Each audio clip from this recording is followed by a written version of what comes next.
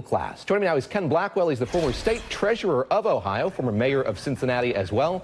Doug Thornell with us as well. He's the former senior advisor to the Democratic National Committee. Ken Blackwell, let me start with you. Just going to read here from the piece the Associated Press published that caught Paul Ryan's eye. It reads, Julia Ketchum, a secretary at a public high school in Lancaster, Pennsylvania, said she was pleasantly surprised her pay went up $1.50 a week. She didn't think her pay would go up at all, let alone this. That adds up to $78 a year, which she said will more than cover her Costco membership for the year. I checked a Costco membership, $60. Indeed, it would cover that. I want to just get a sense from you if you think this was a clumsy tweet that the House Speaker made yesterday. Look, Paul Ryan was one of the major architects of the most significant tax cut and tax reform package in 31 years.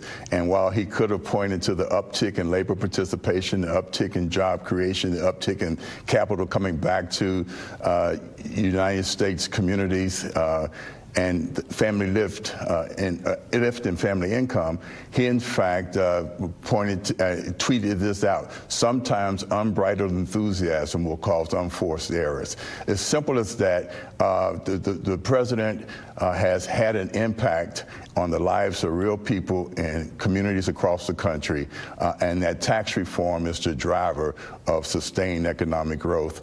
And that's all that we need to talk about. Very quickly here, Ken, should he have taken it down then if in fact he was just having some unbridled enthusiasm? Why do you think the House Speaker took it down, and was that a mistake? Well, it wasn't necessarily a mistake. Look, it is interesting what $1.50 a week can do. I take a look at what New York political leaders are bragging about. For $65 cents a week, a low-income worker can in fact pay into family leave insurance. So every now and then we forget that nickels and dimes make a difference in people's lives. The reality is that was exploitable, and therefore I think he was right in taking it down, because there are so many other things that he can talk about that in fact the Democrats actually endanger themselves if they in fact don't embrace them. Well, on that note, as major improvements in people's lives. Doug Thornell, let me just read from one of the tweets in response to the one from the House Speaker yesterday. This is from Brian Schatz, the senator from Hawaii. He wrote, that tweet about the $1.50 a week is not a PR mistake. It's what they think. They're referring to the Republican Party. What does this mean going forward? I wonder what your sense is of the degree to which this is going to be an issue. This tax cut package is going to be an issue as we approach November of 2018. Well, I think it's going to be a really important issue. And I think that the Republican Party in this Trump administration, by passing this bill, shows that they care about powerful interests over middle-class families. And look, it's just a fact that the majority of this tax cut benefits the wealthy, corporations and pass-throughs like the Trump Organization. And that's just something that you can't hide from. And, you know, the interesting thing about the individual that Paul Ryan cited is that, you know, she gets a Costco membership, but if you're in the top 1%, you get an average tax cut of $51,000 a year. So, you know, when it's going to be a debate about our priorities. Which way do we want to go? Do we want to build an economy like we built under President Obama, where we had better job creation the last 2 years, we had a strong stock market, or do we want to have an economy that the Republicans are trying to build, which is all about protecting the top 1%? And Doug Thornell, Representative Eric Swalwell of California, making the point that you just made there in a tweet of his own.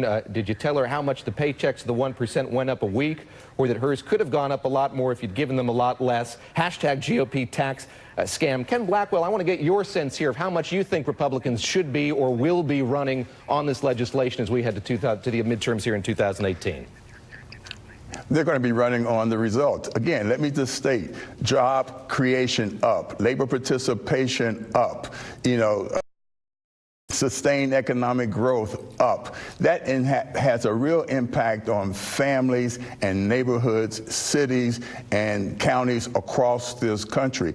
Folks will run on those benefits of making sure that capital works for American families. The reality is that those folks, those corporations are already starting to give back in terms of bonuses and income salary adjustments. So, look, I hope that the Democrats run against those improvements in people's economic situation. This is a clash of ideas. Paul Ryan and the Republicans are talking about economic growth and the creation of a opportunity society. We'll let the Democrats talk about a redistribution system where, in fact, somebody is always guaranteed to lose.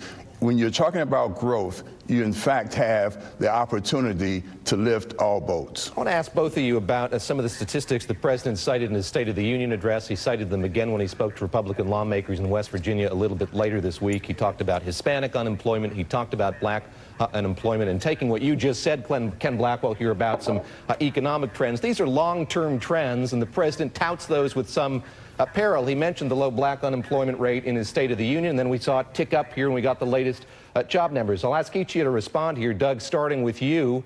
What do you make of the president in particular embracing that mantle? Well, I just want to correct one thing that Secretary Blackwell said.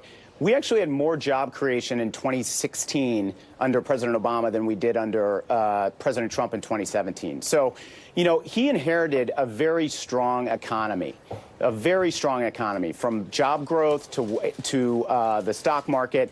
And we can't forget about that. And for him to say that, essentially take all credit for the economy, it would be like Nick Foles saying that Carson Wentz had nothing to do with the Eagles getting to the Super Bowl, right?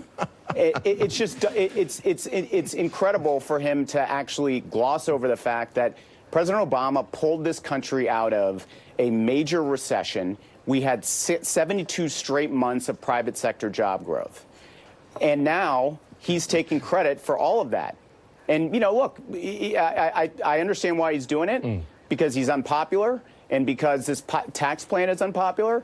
But at the same time, you know, facts are facts. I appreciate your time, both.